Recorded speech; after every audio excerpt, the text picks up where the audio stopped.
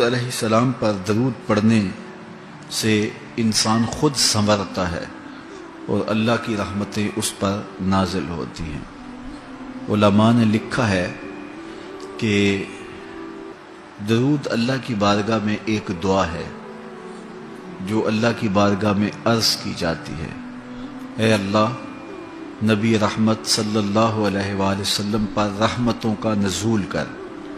تو کوئی یہ دعا مانگے کہ اے اللہ اپنے نبی پر رحمتوں کا نزول کر، تو کیا اللہ تعالیٰ اس کی یہ دعا قبول نہیں کرے گا؟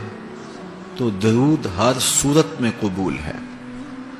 تو اس کا جو فائدہ ہوا کہ جس نے ایک مرتبہ حضور کے لیے اللہ کی بارگاہ سے رحمتوں کی دعا مانگی، تو اس کے مانگنے سے محبوب علیہ السلام پر کتنی رحمتوں کا نزول ہوا وہ تو اللہ جانتا ہے، یا جس محبوب کریم پہ نزول رحمات ہوتا ہے وہ جانتے ہیں، لیکن جو ہاتھ اٹھا کے دعا مانگے، جو ہاتھ باندھ کے درود پڑھے، ایک مرتبہ درود پڑھنے سے اللہ کی 10 رحمتیں اس پر نازل ہوتی ہیں۔ تو جو مسلسل درود پڑھے جا رہا ہے تو پھر رحمت کی برسات ہوتی ہے اس کے اوپر۔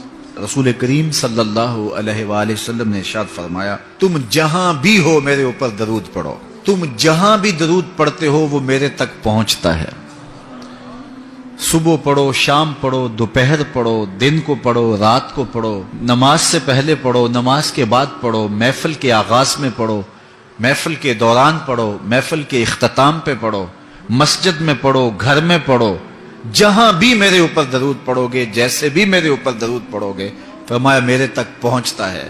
ہر شخص یہ چاہتا ہے کہ میں حضور کی قربت پاؤں، حضور کا قرب مجھے ملے، اور اگر کسی کے سینے میں یہ آرزو نہیں ہے تو اس کے سینے میں دھڑکنے والا دل کسی مومن کا دل ہی نہیں ہے۔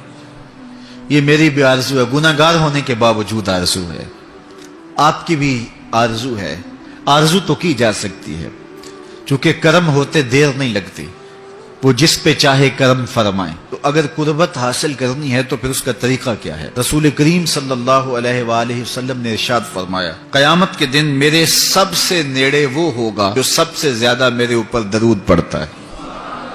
تو جتنا درود حضور پہ زیادہ پڑھو گے، قیامت کے دن اس قدر حضور کی قربت نصیب ہوگی، اور حضور کی چادر رحمت کی ٹھنڈی چھاؤں ملے گی، جام کوثر نصیب ہوں گے، اور جہاں حضور ہوں گے وہاں قیامت کے دن کی سختیاں نہیں ہوں گی، وہاں دامن محبوب کی ٹھنڈی ہوائیں ہوں گی۔ تو حضور علیہ السلام پر کثرت سے درود پڑھنا یقیناً یہ دکھوں کو دور کرنے کا علاج ہے، اور یہ دنیا آخرت کی بہتریوں کی ضمانت ہے۔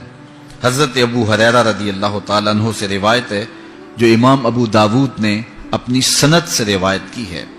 رسول کریم صلی اللہ علیہ وآلہ وسلم نے ارشاد فرمایا کہ جب کوئی شخص میرے اوپر سلام بھیجتا ہے تو اللہ تعالیٰ میری روح میرے اندر لٹا دیتا ہے، یہاں تک کہ میں اس کے سلام کا جواب دیتا ہوں۔ روح اطہر جسد انور میں لوٹا دی جاتی ہے اور حضور سلام کا جواب دیتے ہیں۔ تو مجھے کائنات میں کوئی ایک لمحہ تو ایسا بتاؤ جس لمحے حضور پہ سلام نہ پڑا جاتا ہو۔ وہاں روضہ رسول پہ چلے جائیں تو وہاں لمحہ لمحہ سلام کے گجرے ہیں، کائنات کے جس گوشے میں چلے جائیں درود و سلام کے جو ہیں وہ گجرے ہیں۔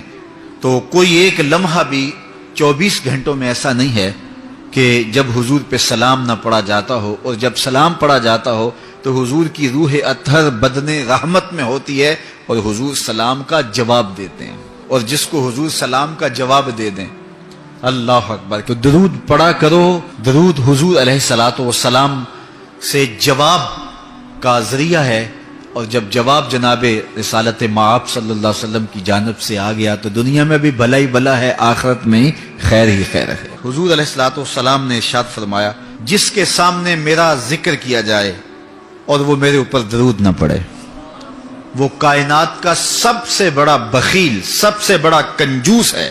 ہم بخیل تو نہیں ہیں، تو پھر پوری یکسوئی کے ساتھ چند مرتبہ حضور پہ درود شریف پڑھ لیجئے۔